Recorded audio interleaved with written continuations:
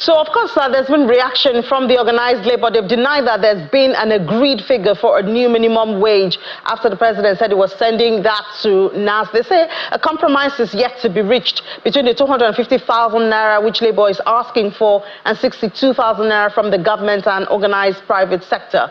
State governments on their side have said that even 60,000 naira is not affordable to them and are asking labor to be realistic in their demand for a new minimum wage, saying that the relief Nigerians were expecting would not come only in the form of increase in wages. Now, let's delve into this conversation with the Chief Executive Officer of Financial Derivatives Company, Mr. Bismarck Rewane, to help us find perhaps a middle ground in this. Mr. Rewane, good morning. Happy Democracy Day, first of all.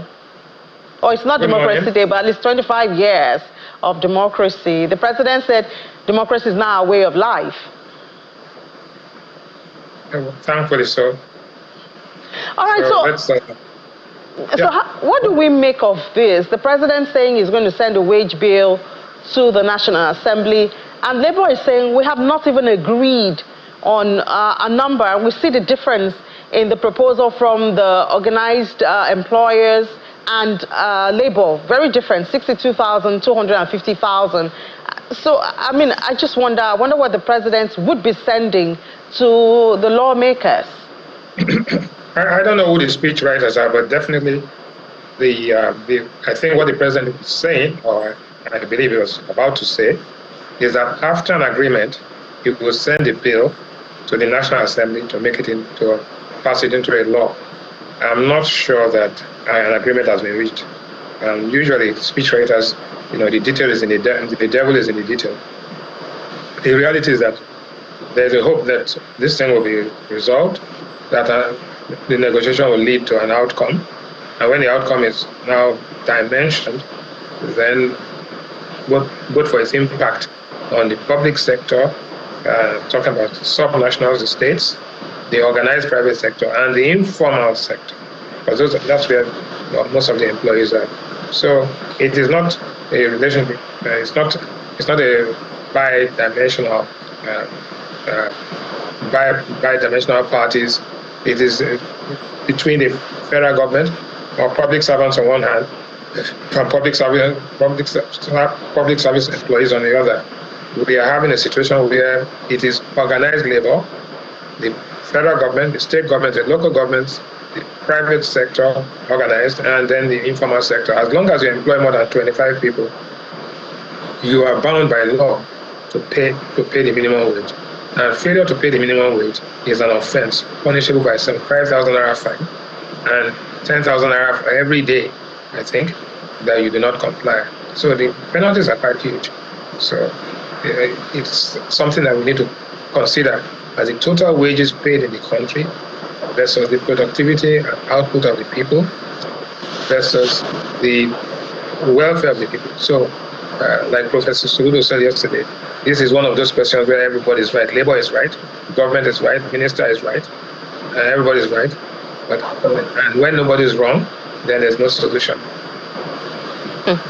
Yeah, well, I hope it will be, obviously, as the president said, more conversations and meetings that will not be, prolonged, because the level or the air of uncertainty also does things to investor sentiment and the market and all of that. But there's also another worry now for Nigeria, which is the drop in our crude oil production by more than 2%.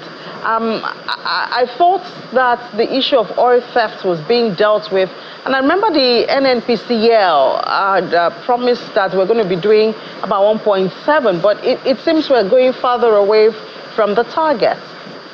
Yeah, let me go back a little bit to the minimum wage issue, then I'll come into oil. The thing about the minimum wage is that it has very serious implications when you increase wages by a certain magnitude. Productivity is stagnant because of power and other infrastructure bottlenecks. And at the same time, you are compelled to begin to find out how to fund it. Because an increase in wages without an increase in productivity, which is tantamount to actually printing money, has long-term implications for economic stability. And time is not on the side of Nigeria right now. So it's an emergency. Both the federal government and everybody has to come together to deal with this very quickly, or else it goes out of hand. Now, coming to the question of oil, the issue of oil is very simple. A drop in oil production is not necessarily as a result of oil theft. It could be a result of divestment. It could be a result of natural attrition. It could be a result of, force majeure. So many things are happening at the same time. But the truth is that 90 days from now, once there's an oil drop in oil production, 90 days from now, it will hit your cash flow. And do not forget that we have also made some commitments for some borrowings we took recently from the African Development Bank and others to say, look, gentlemen, this is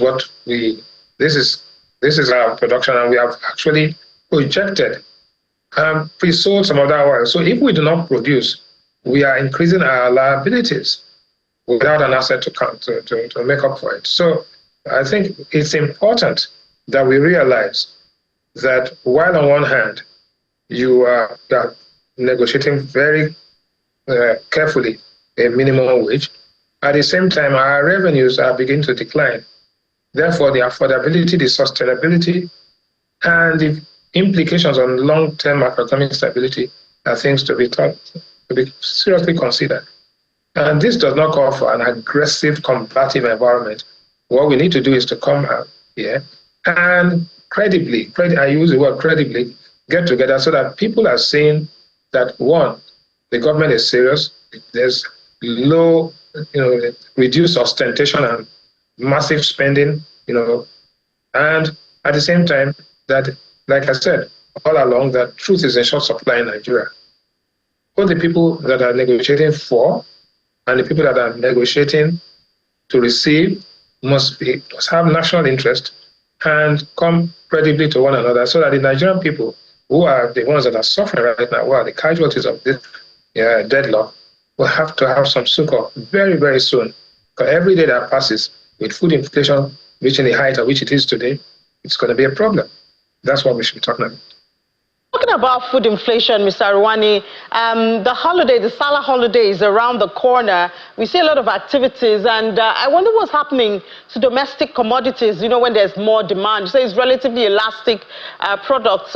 Could you take us through some of the movement? Looks like a mixed color here, even wheat is unmoved. What's happening with commodity prices at this time? Now, what we've seen is there's been a spike because of Salah. I think Salah is Monday, Tuesday. But we've seen rice at 80,000 naira. We've seen tomatoes up at 150,000. And tomato is like gold now, 150,000 naira for tomatoes, so you can see that. Onions is up by 36% at 75,000. And pepper is up by 55% to 140,000 naira. What will happen after the Salah holiday, because is yet to be determined. But from what I gather from some friends of mine, a ram that used to cost about 30,000-40,000 is now as high as 300,000 naira. It was 30,000 naira maybe 5 years ago. It has gone up by, God knows, 1,000% to 300,000 naira. So, and this is the festival where they kill rams. So the rams are more expensive. The pepper, tomatoes, and onions and everything to use to you grill this, you spice it, and all of that, and use it. So it's going to be a very, very, very bizarre and I would have a very austere Salah this time, compared to last year, and more so compared to the year before that, which is 2022. So this is a tough one, and this is the time the currency appreciated marginally to about 1,485. This we expect the currency to stabilize at around this area for the next week or two, about 1,500, as you can see in the NAFEM and NAFEX. So these are all the things that are driving this thing. And like we said yesterday, Tuesday, the projected inflation rate now is above 34% for May. And so we expect that this is a tough period, and that all hands should be on deck to ensure that we get maximum value from the output that Nigeria is producing at this time. All right, all hands on deck. Mr. Bismarck Rewane, Chief Executive Officer of Financial Derivatives Company, thank you so much for your time. Thank you for having me. Let's take a break now. When we come back, we're still staying on the minimum wage. It's the hottest issue in the country at this time, but that's after the break. Just stay with us.